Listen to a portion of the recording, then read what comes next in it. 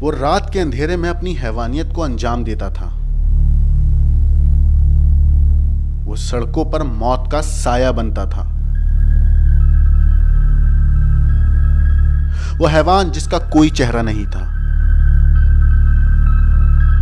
वो एक ऐसा साया था जिसने मासूमों को अपनी हवस का शिकार बनाया। ये कहानी है चीन के उस सनकी की जिसने इंसानियत को शर्मसार किया। ये कहानी है उस हैवान की जो सिर्फ लाल कपड़े पहनी लड़कियों को अपना शिकार बनाता था।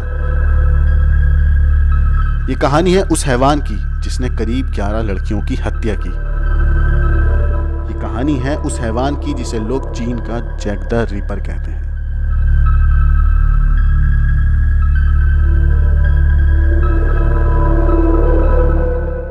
नमस्कार, मैं हूं मोहम्मद आसिम और आप देख रहे हैं क्राइम तक। वो तारीख थी 3 जनवरी 2019 जब 28 साल तक हैवानियत और सनक का खेल खेलने वाले एक हैवान को फांसी की सज़ा हुई। तो चलिए आज क्राइम तक पर हम आपको हैवानियत का खेल खेलने वाले 54 साल के उस शख्स की कहानी बताते हैं। नाम गाओ चेंगयोंग, उम्र 54 साल, अपराध 11 लड़कियों का कत्ल। 54 साल के इस सीरियल किलर गाओ चेंगयोंग पर आरोप था कि उसने 11 लड़कियों का खून और बलात्कार किया था। कहते हैं कि गाओ चेंगयोंग ज़्यादातर अकेली लड़कियों को अपना शिकार बनाता था। इसका शिकार करने का तरीका भी बहुत भयानक था। ये शातिर उन लड़कियों की हत्या करता जिन्होंने लाल कपड़े पहने होते थे। ये पहले लड़कियों का पीछा करता, उनके घर तक पहुंचता और फिर उनका रेप कर उन्हें मौत के घाट उतार देता। लेकिन यह हैवान सिर्फ हत्या करके ही नहीं मानता था। यह हैवान हत्या के बाद शरीर के टुकड़े कर देता था। जिन 11 लड़कियों को इसने मौत के घाट उतारा उनमें एक 8 साल की मासूम भी थी। इस हैवान की हैवानियत का अंदाज़ा आप इस बात से लगा सकते हैं कि पुलिस ने इसके सिर पे 2 लाख यौन का इनाम भी रखा था। 16 साल तक जुर्म और हैवानियत का खेल खेलने के बाद आखिर यह पुलिस की गिरफ्त में आ गया।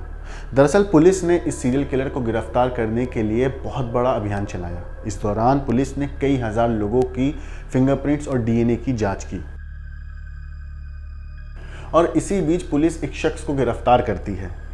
वो किसी एक आम अपराध में गिरफ्तार हुआ था, लेकिन जब उसका डीएनए टेस्ट होता है तो पुलिस भी हैरान रह जाती है, क्योंकि जो हत्याओं के टाइम पे जो डीएनए सैंपल मिले थे वो और इस अपराधी के डीएनए सैंपल बिल्कुल मिलते हुए थे।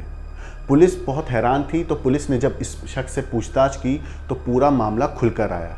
डीएनए की जांच के दौरान पता लगा कि उसका डीएनए हत्याओं की जगह मिले डीएनए से मैच हो रहा था। इसके आधार पर जांच को आगे बढ़ाया गया और फिर इस सुराग की बदौलत पुलिस ने गाओ चेंगयोंग को गिरफ्तार किया। इस हैवान को चीन का जैक द रिपर इसलिए कहा जाता है क्योंकि गाओ जैक द रिपर की तरह लड़कियों की हत्या करता था और उसके बाद उनके शरीर के टुकड़े करके कहीं फेंक देता था।